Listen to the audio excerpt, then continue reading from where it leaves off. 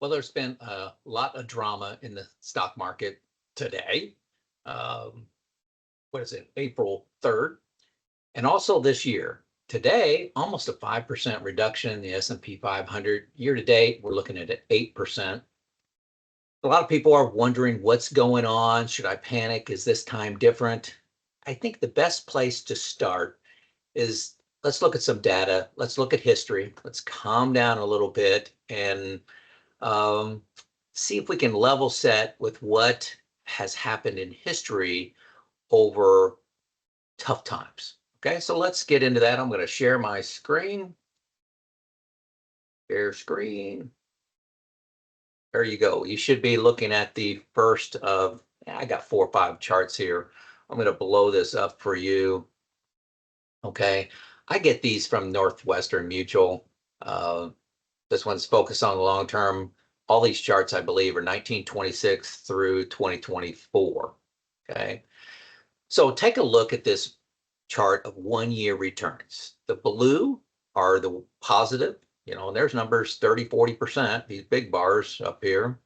And then the orange are periods with loss. First thing you notice, every 3 or 4 years, 5 years, sometimes 6, 7 years, there's a orange bar. Quite often, here's a 3 year downturn. Um, but you can see they are kind of random in there, but every 3 or 4 years, it's a down year is pretty common. Now take a look at the average 5 year return. So this is in a particular year, let's say 2024. It looks at the previous 4 years in addition to 2024 and plots 1 point. So a 5 year average. Notice how a lot of those orange bars go away. This back here, in the Great Depression, let's just, let's forget about that just for a second. The Great Depression, a lot of stuff going on, a lot of extra controls in there that we have now, the big run on banks and things like that causing problems. What concerns me about this chart is this period right in here. This is the, 2000 to 2013, 14 time period here. Pretty low returns. And that's where we have these three, and then one more orange bars. With this pretty big orange bar here, that's somewhere over 30% drop in 1 year. And then when you jump out to 15 years, you don't see any orange bars.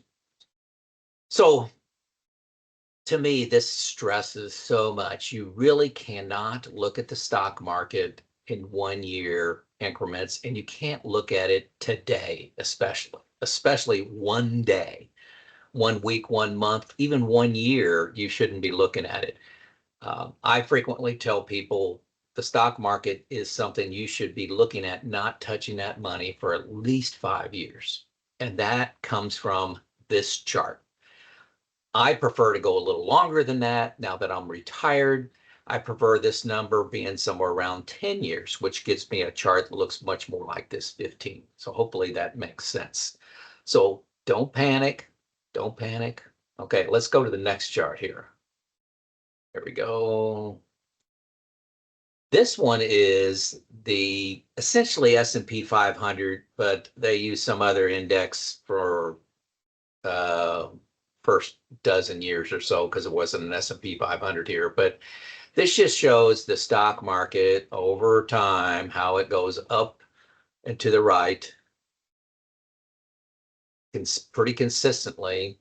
And these are all the things that have happened, drama along the way. The Iran hostage crisis, Reagan assassination, Challenger space shuttle, Black Monday, World Trade Center bombing, the war in Afghanistan, the Lehman Brothers. This was a big one, failure in 08.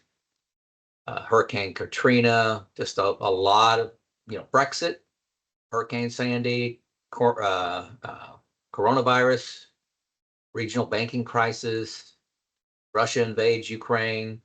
All these things have occurred.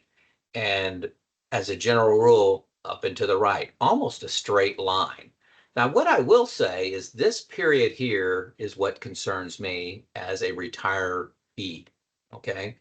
So your money from around, let's just say 2000 to make it easy math for me, it's really 1999, I believe, all the way until somewhere around 12 or so, 2012, stock market really didn't recover, didn't yield anything.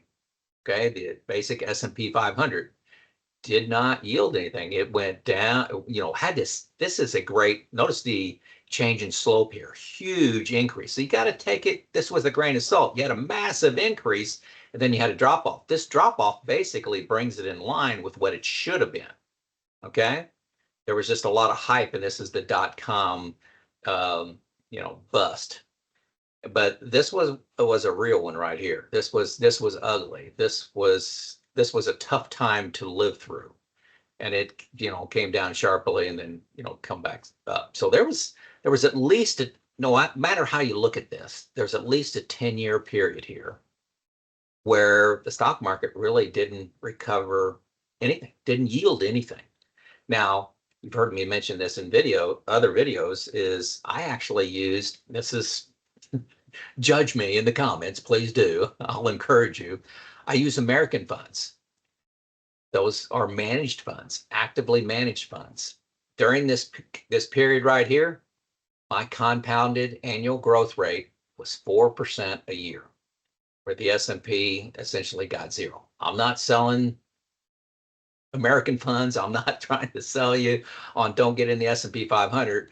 But if you hear me talk about why I'm in managed funds, they did great for me during this period here. So this is what in my retirement I plan for, and why I have 10 years of expenses net of income. Okay, what I need from my investments, I have 10 years of that need in bonds, in CDs, in money market funds, out of the stock market.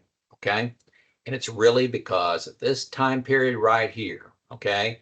Let's not be too short-sighted and think the stock market always goes up. There are periods like this where it's flat. There was a period, in the, I guess this started in 1970. It was pretty flat back here in the 70s too. There's not much gain there. So it's not like this doesn't happen. Now, maybe only every 30 years. Well, hopefully it's not when I'm retiring. So that was another chart that I like to look at. This one, I've talked about this before when I mentioned Ken Fisher's book, Debunkery. He talks about divided government, Democratic government, Republican government, Republican House, Democrat House. How do those returns look? So the red presidents are Republican, the blue presidents are Democrat, and then blue is the Democrat owns the Senate, and red is when they own the House or Senate. So that color code. So let's look at some numbers up here at the top. Okay, if Republicans own the Congress and you have a Republican president, they've averaged almost 13% returns.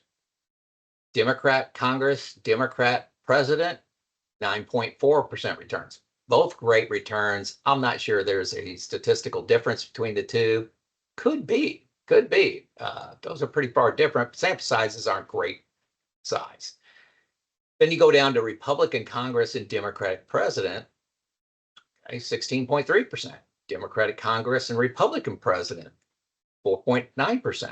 Divided Congress, 11%. 11%. So, you can look at the worst one here, okay? Democrat Congress, Republican president is the worst one, okay? The second worst one is Democratic Congress, Democratic president. So you could kind of look at this and say, hey, Democratic Congress owning both houses give the two lowest results. You can look at it that way. I believe this 4.9% will be statistically significant. If I did that analysis, the 9.4 may not because of the sample sizes. So the message is, I'm not sure it really matters who's in Congress and who's the president. You're going to get decent returns most of the time this one may be an outlier, Democratic Congress and Republican president, which we don't have right now. We actually got a Republican Congress, both houses, and a Republican president. Then here, I think this is my last chart, is the importance of staying invested. You've seen charts like this.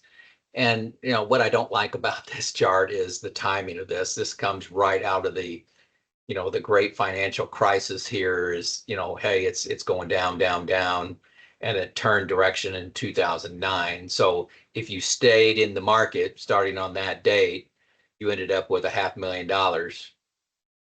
Oh, yeah, this is, what are you starting with? Maybe you're starting with $100,000. I can't see that.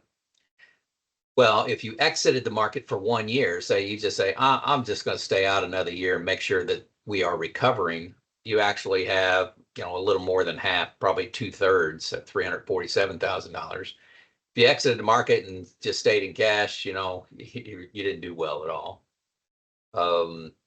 And yeah, that's the last thing. So basically, this is the chart you've always seen about staying in the market. You've seen the charts that have, hey, if you miss the best 10 days or the best 20 days, how your markets, your money dramatically is impacted by that. So I think these charts, to me, I look at them and say, hey, money that I don't need for 5 years, 10 years, you decide what that is.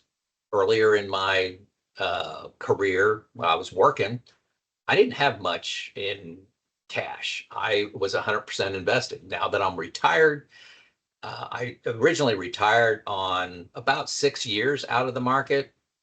Since I retired 6 years ago, I've upped that to 10 years out of the market. That's really because bonds are paying a little bit better.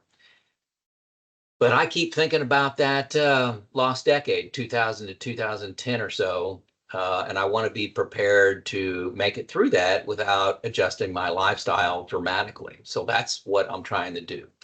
So my message here today is don't get excited about the market today. Don't get excited about it in 1 year. The market, you need to look at it on at least 5-year increments in my mind. We all knew, I believe, maybe we all didn't agree on this, but I'll say what I believe. Valuations of stock are really high. They're still high. What's going to happen? We were injecting so much money into the markets, and bonds were paying nothing for 10 years, and so we just kept injecting money into the stock market. The government was overspending 30% every year, artificially propping up the market, and everybody, including me, was thinking, when's this going to pop? When's this going to pop? When's this going to pop? Okay, so that's number one. Coupled with that, and I mentioned this a little bit, but the national debt, how long is this national debt bubble going to build? What's going to happen? I don't know. I don't like that. That's not the way I run my house.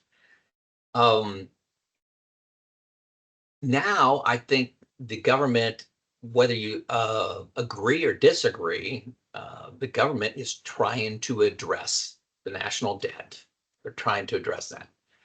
I don't know if this will work. I promise you there will be unintended consequences. I promise that.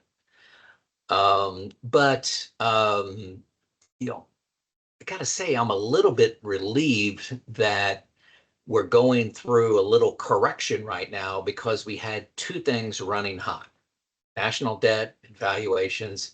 And I've been expecting something. Now, I don't want a 30% drop, a 40% drop, but if we can get a 10, 15% drop and get on the path to financial stability of these companies and of the national government, I'm not sure this is bad. If you look at it through the lens of 5 years, 10 years, okay? And again, I'll stress that's why when you're in retirement, you need a buffer. I call it bucket one. I got this buffer to see how this drama all plays out. Okay, there you go. My 2 cents on the stock market, then the charts that give me some peace of mind. There you go. Let me know what you think in the comments. It's Joe out.